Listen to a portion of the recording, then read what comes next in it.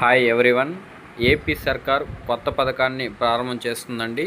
ఇది ముఖ్యంగా డ్వాక్రా మహిళల పిల్లల చదువుల కోసం దాదాపు 10,000 నుంచి ₹1,00,000 వరకు ఆర్థిక సహాయం ఇచ్చే విధంగా ఈ పథకం యొక్క విధి విధానాలు ఉండనున్నాయి. సో ఈ పథకానికి సంబంధించి కూడాను ప్రభుత్వం ఎన్టీఆర్ విద్యా సంకల్పం అనే పేరు కూడాను ఖరారు చేసినట్లు తెలుస్తుంది. త్వరలోనే దీని యొక్క విధి విధానాలు మనకి తెలుస్తాయి. సో బేసిక్గా అసలు ఈ పథకానికి సంబంధించిన డీటెయిల్స్ ఒకసారి మనం చూద్దాము. ఇందులో ఆంధ్రప్రదేశ్ ప్రభుత్వం సరికొత్త పథకానికి శ్రీకారం చుట్టింది. డ్వాక్రా మహిళల పిల్లల చదువు కోసం ఎన్టీఆర్ విద్యా సంకల్పం పేరుతో నూతన స్కీమ్ను లాంచ్ చేస్తుంది. శ్రీనిధి బ్యాంకు ద్వారా కేవలం 4% వడ్డీతో 10,000 నుంచి 1,00,000 వరకు లోన్ పొందే సదుపాయాన్ని కల్పించనుంది.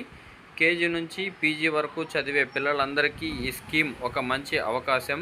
గ్రామీణ పేద మహిళల పిల్లల ఉన్నత విద్యా కళలను సాకారం చేసుకునేందుకు ప్రభుత్వం ప్రత్యేకంగా ఈ స్కీమ్ను రూపొందించింది. అంటే ఇది ముఖ్యంగా చూసుకున్నట్లయితే గ్రామీణ ప్రాంతాల్లో ఉన్నటువంటి ఎవరైతే పొదుపు మహిళలు ఉంటారో వారి యొక్క పిల్లల చదువుల కోసం, అంటే కేజీ నుంచి పీజీ వరకు అంటాం కదా, అంటే పీజీ డిగ్రీ పోస్ట్ గ్రాడ్యుయేషన్ వరకు కూడాను వారి యొక్క చదువుల కోసం వారు బయట ఎక్కడెక్కడో అప్పులు తెస్తూ ఉంటారు ఎక్కువ వడ్డీలకి. అలా కాకుండా ప్రభుత్వం కేవలం 4% వడ్డీతో ఈ యొక్క పథకాన్ని ఇస్తుందండి. సో ఈ స్కీమ్ వల్ల శ్రీనిధి బ్యాంక్ నుంచి కూడా ఈ యొక్క డబ్బులు అనేవి రావడం జరుగుతుంది. కాబట్టి ఈ స్కీమ్ యొక్క ఒకసారి చూద్దాము. ఎన్టీఆర్ విద్యా సంకల్పం పథకం యొక్క వివరాలు. Society for elimination of rural poverty అంటే సెర్ప్ యొక్క ఆధ్వర్యంలో శ్రీనిధి బ్యాంకు ద్వారా అందించే ఈ లోన్ స్కీమ్ అందరికీ అందుబాటులో ఉంటుంది. శ్రీనిధి సాధారణంగా 11% వడ్డీతో రుణాలు ఇస్తుంది. కానీ పిల్లల చదువుపై ఎలాంటి ఆర్థిక భారం ఉండొద్దనే ఉద్దేశంతో ఎన్టీఆర్ విద్యా సంకల్పం పథకం ద్వారా 4% వడ్డీకే 1,00,000 వరకు రుణ సదుపాయం కల్పిస్తుంది. సో చూడండి, ముఖ్యంగా మనం చూసుకున్నట్లయితే సెర్ప్ ఆధ్వర్యంలో ఇచ్చేటువంటి లోన్స్ మీద 11% వడ్డీ ఉంటుందండి. కానీ చదువులకు సంబంధించి ఎక్కువ ఆర్థిక భారం పడకూడదనే ఉద్దేశంతో కేవలం 4% వడ్డీకే ఈ యొక్క పథకాన్ని రూపొందిస్తున్నట్లు కూడాను ప్రభుత్వం మనకి ఇన్ఫర్మేషన్ తెలియజేస్తున్నారు.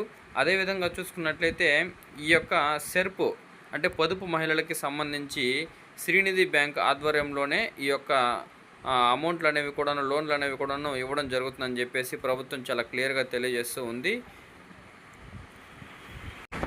మనం చూసుకున్నట్లయితే ఇప్పటికే సెర్ప్ ద్వారా మనకి పెన్షన్లు ఇవ్వడం అనేది కూడాను జరుగుతూ ఉందండి.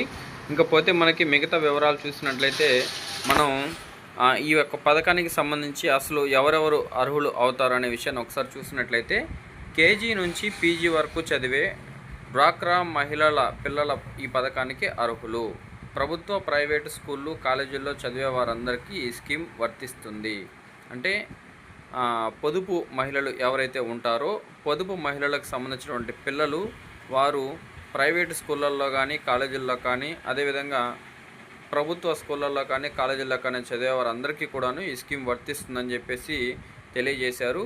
అదేవిధంగా చూసుకున్నట్లయితే స్కూల్ ఫీజులు, బుక్స్, యూనిఫామ్స్, సాంకేతిక విద్యా ఖర్చులు, దూరంగా ఉన్న స్కూళ్ళకు వెళ్ళే పిల్లలకు సైకిల్ కొనడం వంటి అన్నింటికీ ఈ డబ్బును ఖర్చు చేయవచ్చు. అంటే ఈ యొక్క లోను ఊరికే ఇవ్వడం అనేదే కాకుండా దేనికోసం దీన్ని యూటిలైజ్ చేసుకోవచ్చు అనే విషయాన్ని కూడాను ప్రభుత్వం చాలా క్లియర్గా తెలియజేస్తుందండి.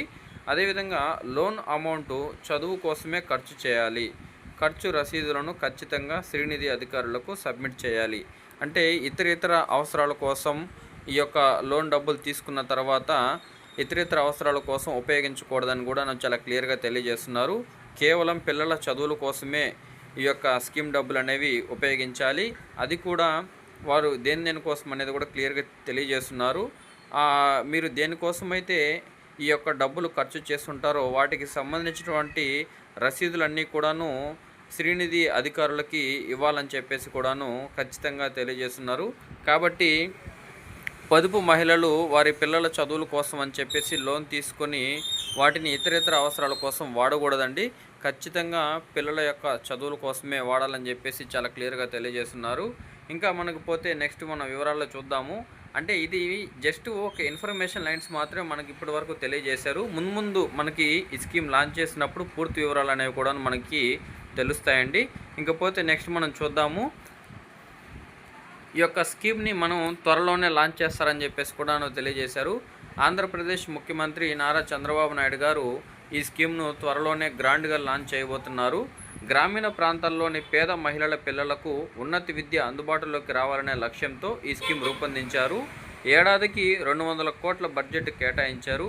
ఈ స్కీమ్ ద్వారా లక్షలాది పిల్లల జీవితాలను మార్చాలని ప్రభుత్వం సంకల్పించింది. అంటే ఈ యొక్క స్కీమ్ను కూడాను త్వరలోనే ముఖ్యమంత్రి గారు లాంచ్ చేయాలని చెప్పేసి కూడాను అధికారులకి గైడ్లైన్స్ వచ్చినాయని చెప్పేసి చెప్పారు. గ్రామీణ ప్రాంతాల్లో పేద మహిళల పిల్లల కోసం వారి యొక్క ఉన్నత చదువుల కోసం ఈ యొక్క స్కీమ్ని రూపొందిస్తున్నట్లు కూడా తెలుస్తుంది.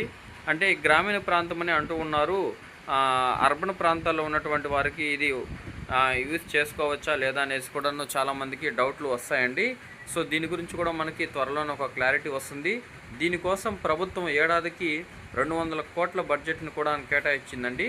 కాబట్టి మనకి ఈ స్కీము ఎప్పటి నుంచి అయితే అమల్లోకి వస్తుందో అప్పుడు మనకి నోటిఫికేషన్లో పూర్తి వివరాలు, అంటే గ్రామీణ ప్రాంతాల్లో ఉన్నటువంటి పొదుపు మహిళల పిల్లలకే ఈ స్కీమ్ వర్తిస్తుందా, అదేవిధంగా పట్టణ ప్రాంతాల్లో ఉన్నటువంటి పొదుపు మహిళల పిల్లలకు వర్తిస్తుందా, ఎవరెవరు ఎంతెంత దీనికి ఖర్చు చేయాలి, ఎలా ఖర్చు చేయాలి అనే వివరాలన్నీ కూడాను ప్రభుత్వం మనకి ఈ యొక్క స్కీమ్ని లాంచ్ చేసిన తర్వాత తెలియజేస్తారని చెప్పేసి కూడాను అందరికీ తెలియజేస్తున్నాను.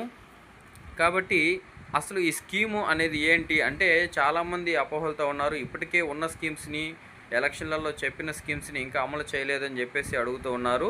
1 by 1 నిదానంగా అమలు అవుతూ ఉంటాయండి. ప్రభుత్వం ఏంటంటే ఏ స్కీములు అమలు చేస్తే ఎవరికి ఏ విధంగా ఉపయోగపడుతుంది అనేసి ముందు జాగ్రత్తతో ఆలోచించి పథకాలు అనేవి ఇవ్వడం జరుగుతూ ఉంది.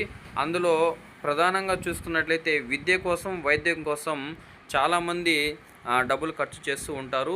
సో విద్య అనేది అందరికీ అందించాలనే సంకల్పంతోనే ఈ యొక్క పథకాన్ని రూపొందిస్తున్నట్లు కూడాను చాలా క్లియర్గా తెలుస్తూ ఉంది. అంతేకాదండి, చాలామంది గ్రామీణ ప్రాంతాల్లో 10వ తరగతి ఇంటర్మీడియట్ వరకు చదువుకొని ఆపేసే వాళ్ళు చాలామంది ఉంటారు. సో వాళ్ళందరికీ ఉన్నత చదువులు చదివించాలనే లక్ష్యంతోనే ఈ యొక్క పథకాన్ని రూపొందించారు. సో మనకు చూసుకున్నట్లయితే ఈ యొక్క రీపేమెంట్ ఏ విధంగా చేయాలనేది కూడాను ఒకసారి మనం చూద్దాము. రీపేమెంట్ సులభంగా తీసుకున్న లోన్ను 24 నుంచి 36 నెలల వరకు ఈఎంఐల రూపంలో తిరిగి చెల్లించవచ్చు. ఇది మహిళలకు ఆర్థిక ఒత్తిడిని తగ్గిస్తుంది. వడ్డీ 4% కాబట్టి ఎక్కువ భారం పడదు. తల్లిదండ్రులు బయట ఎక్కువ వడ్డీలతో అప్పులు తీసుకుని ఇబ్బంది పడాల్సిన అవసరం ఉండదు. పిల్లల చదువులకు ఎలాంటి ఇబ్బందులు ఉండవు. సో మనం మొదట్లో చెప్పుకున్న విధంగానే ఈ యొక్క స్కీమ్కి సంబంధించి చాలామంది చదువుల కోసం బయట అప్పులు చేస్తూ ఉంటారండి. సో బయట అప్పులు చేయాల్సిన అవసరం ఈ యొక్క పథకం ద్వారా మనం తీర్చేసుకోవచ్చు. కాబట్టి అప్పులు అనేవి బయట మనం చేయకుండానే ప్రభుత్వం ద్వారా మనం ఈ యొక్క లోన్ తీసుకొని తక్కువ వడ్డీ చెల్లించి తిరిగి చెల్లించవచ్చు. తిరిగి చెల్లించడానికి కూడాను ప్రభుత్వం 24 నుంచి 36 నెలలు, అంటే దాదాపు 2 సంవత్సరాల నుంచి 3 సంవత్సరాలు వరకు మనకి అవకాశం కల్పిస్తూ ఉంది. ఈ యొక్క స్కీము రిలీజ్ అయిన తర్వాత పూర్తి వివరాలు అనేవి కూడాను మనకి తెలుస్తాయండి. సో ఆ స్కీము లాంచ్ చేసిన వెంటనే మీకు ఈ యొక్క పథకానికి సంబంధించి పూర్తి వివరాలు అనేవి మీకు నేను తెలియజేస్తూ ఉన్నాము. కాబట్టి మనకి బేసిక్ వివరాలు చూసుకున్నట్లయితే ఈ యొక్క స్కీమ్కి సంబంధించి రీపేమెంట్ ఏ విధంగా చేయాలి అనేది కూడా ప్రభుత్వం చాలా క్లియర్గా మెన్షన్ చేసింది. సో చాలా తక్కువ వడ్డీ, అంటే దాదాపు పొదుపు మహిళలకి ఏదైనా బ్యాంకు నుంచి లోన్ తీసుకుంటే 11% వడ్డీ పడుతుందండి. కానీ ఈ యొక్క స్కీమ్ ద్వారా కేవలం 4% వడ్డీకే ప్రభుత్వం ఆర్థిక భరోసానిచ్చి గ్రామీణ ప్రాంతాల్లో ఉన్నటువంటి పొదుపు మహిళల పిల్లల చదువుల కోసం ఉపయోగించాలని చెప్పేసి క్లియర్గా తెలియజేస్తున్నారు. సో ఓవరాల్గా చూసుకున్నట్లయితే ఈ స్కీమ్ అనేది చాలా వరకు బెనిఫిట్గా ఉందని మనం చెప్పొచ్చు. సో ముఖ్యంగా గ్రామీణ ప్రాంతాల్లోని పేద కుటుంబాల పిల్లల ఉన్నత చదువులు అందుబాటులోకి తీసుకురావడమే ఈ యొక్క ముఖ్య ఉద్దేశం అని కూడా తెలిపిస్తున్నారండి.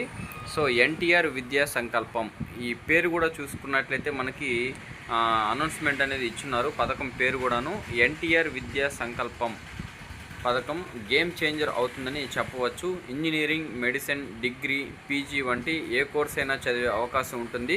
సో కాబట్టి గ్రామీణ ప్రాంతాల్లో ఉన్నటువంటి పిల్లలు చాలా వరకు డిగ్రీ వరకు చదివేసో, ఇంటర్ వరకు చదివేసో సైలెంట్ అయిపోతూ ఉంటారు.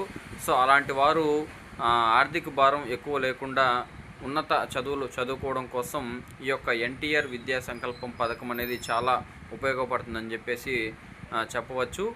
ఇంజనీరింగ్ కానివ్వండి, అదేవిధంగా మెడిసిన్ కానివ్వండి, డిగ్రీ, పీజీ వంటి ఏ కోర్సులైనా సరేను సో ఈ స్కీమ్ ద్వారా మనం లబ్ధి పొంది చదివించుకోవచ్చు అని చెప్పేసి తెలియజేస్తున్నారు. సో ఇంకొన్ని విధి విధానాలు పూర్తిగా మనకి తెలిసిన తర్వాత నేను పూర్తి వీడియో చేస్తానండి. ఎందుకంటే ఇప్పుడు ఇంటర్ చదివే పిల్లలకి ఈ స్కీమ్ వర్తించుతా అని చెప్పేసి చాలామందికి డౌట్లు రావచ్చు. సో ఇంటర్ చదివే వాళ్ళకి వస్తుందా, లేకపోతే 10th వాళ్ళకి వస్తుందా అనేసి మనం స్టార్టింగ్లో చూసుకున్నట్లయితే కేజీ నుంచి పీజీ వరకు అని చెప్పేసి మనం చెప్పడం కూడా జరిగింది. కాబట్టి 1వ తరగతి నుంచి వాళ్ళ ఉన్నత చదువులు ఎంతవరకు అయితే చదువుతారో అక్కడి వరకు కూడాను వాళ్ళు ప్రభుత్వ స్కూళ్ళల్లో కాలేజీల్లో చదివినా, అదేవిధంగా ప్రైవేట్ స్కూళ్ళల్లో కాలేజీల్లో చదివినా కూడాను ఈ స్కీమ్ అనేది వర్తిస్తుందనే మనం చెప్పవచ్చు. కాగా ఆంధ్రప్రదేశ్ ప్రభుత్వం గిరిజన ప్రాంతాల్లో 138 అంగన్వాడీ కేంద్రాల ఏర్పాటుకు 11.52 కోట్లు విడుదల చేసింది. పిఎం జన్మన్ పథకం కింద ఒక్కో సెంటర్కు 12 లక్షలతో నిర్మిస్తారు. గిరిజన ప్రాంతాల్లో చిన్నారులు, బాలింతలకు మెరుగైన ఆరోగ్యం, విద్య అందించడానికి ఇవి దోహదపడతాయని చెప్పేసి కూడాను తెలియజేస్తున్నారు. సో ఎన్డీఏ ప్రభుత్వం ఏర్పడినప్పటి నుంచి కూడాను ముఖ్యంగా చూసుకున్నట్లయితే ఈ యొక్క గ్రామీణ గిరిజన ప్రాంతాల మీద ఎక్కువగా ఫోకస్ చేస్తుందండి. ఎందుకంటే గ్రామీణ ప్రాంతాలకు సంబంధించి కూడాను మన గౌరవ ఉప ముఖ్యమంత్రి శ్రీ పవన్ కళ్యాణ్ గారు కూడా గ్రామీణాభివృద్ధి శాఖను నిర్వహిస్తున్నారు. కాబట్టి సో గ్రామీణ ప్రాంతాల్లో ఉన్నటువంటి పొదుపు మహిళలకు సంబంధించి కూడాను ఈ యొక్క పథకం చాలా యూస్ఫుల్ అవుతుందని చెప్పేసి చెప్పవచ్చు. సో ఇంకా మనకు చూసుకున్నట్లయితే గిరిజన ప్రాంతాల్లో కూడాను దాదాపు 138 అంగన్వాడీ కేంద్రాలు ఏర్పాటు చేస్తున్నట్లు కూడాను ప్రభుత్వం తెలిపింది. సో ఒక్కో సెంటర్కి 12 లక్షలతో నిర్మిస్తారని చెప్పి కూడాను తెలుపున్నారు. సో ఈ సెంటర్ల ద్వారా కూడా